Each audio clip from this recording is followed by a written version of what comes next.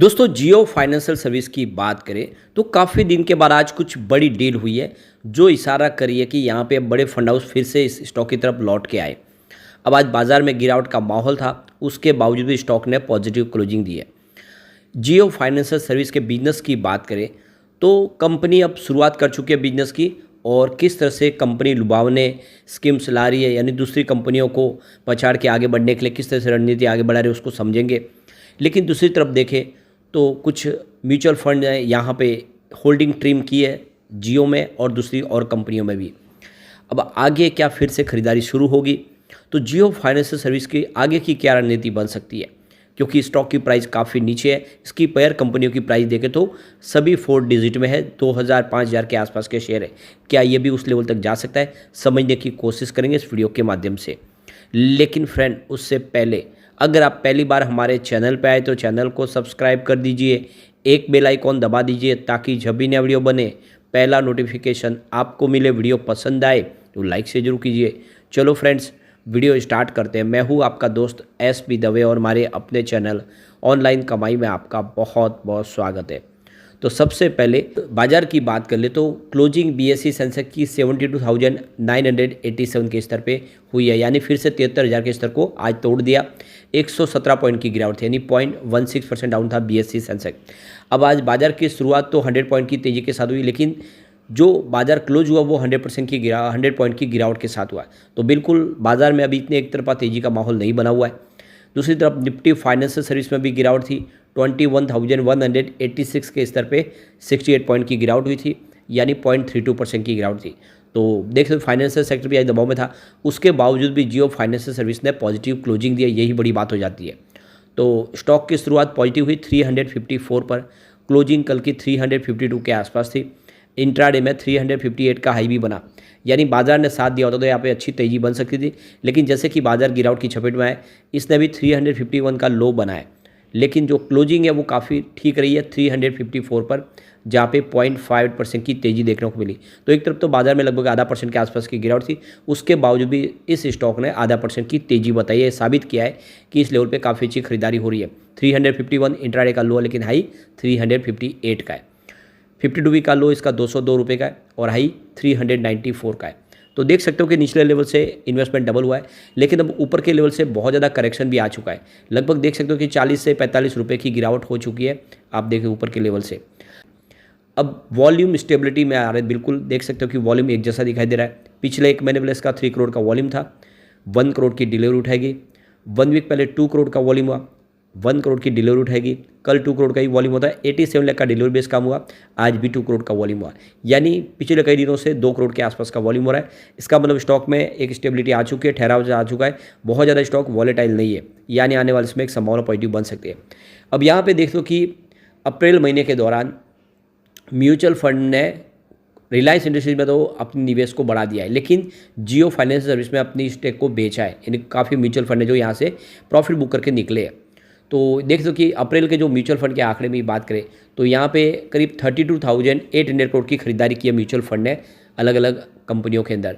तो इसमें देख सकते हो कि कोटक महिंद्रा बैंक में खरीदारी हुई है, एक्सिस बैंक में खरीदारी हुई है, भारतीय एक्साकॉम और कुछ स्टॉक में इन्होंने बिकवाली किया, जिसमें स्टेट बैंक ऑफ इंडिया है, जियो फाइनेंशियल सर्विस है, बजाज फाइनेंस है। इन कंपनियों में इन्होंने अपनी होल्डिंग को ट्रिम किया है।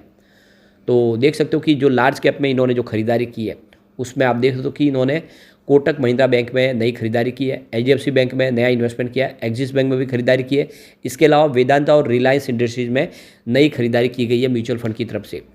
अब यहाँ पे जो उन्होंने लार्ज कैप के अंदर जो बिकवाली की उसमें देखें तो आपको जियो फाइनेंशियल सर्विस दिखाई देगा, बजाज फाइनेंस, ICICI बैंक और भारत इलेक्ट्रॉनिक्स और हिंदुस्तान एरोनॉटिक्स, इनमें म्यूचुअल फंड ने अपनी होल्डिंग बेची है अप्रैल महीने में।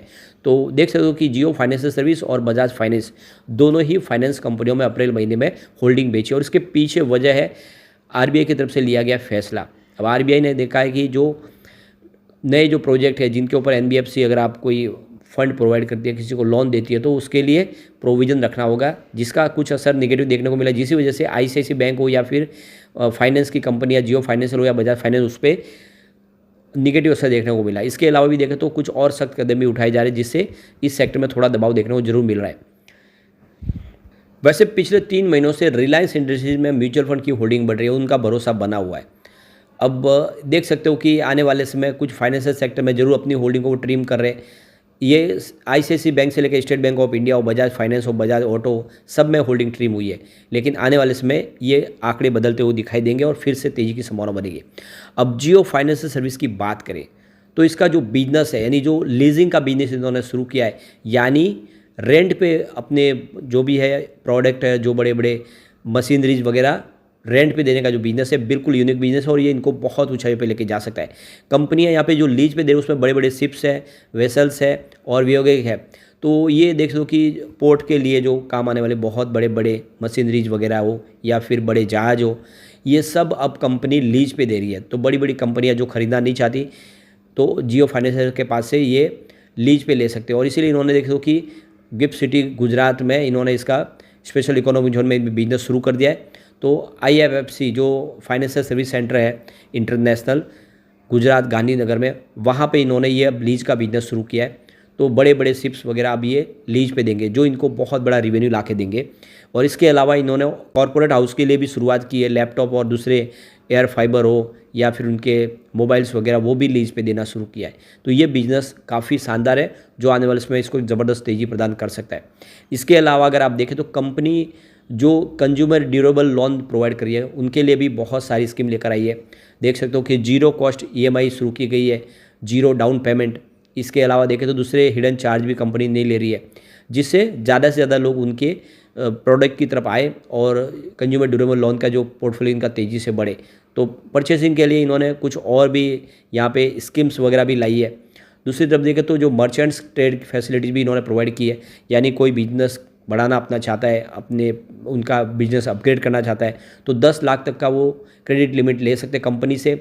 और इसके लिए भी अगर आप देखें तो उन्होंने बहुत सारी बेनिफिट दिए, जिसमें 14 days no cost EMI, zero foreclosure charges वगैरह लागू किए, जिससे ज़्यादा से ज़्यादा लोग इनकी इस योजना का लाभ ले सके। इसके अलावा पर्सनल लोन के लिए भी इन्होंने बहुत कुछ बेनिफिट देने की शुरुआत की है।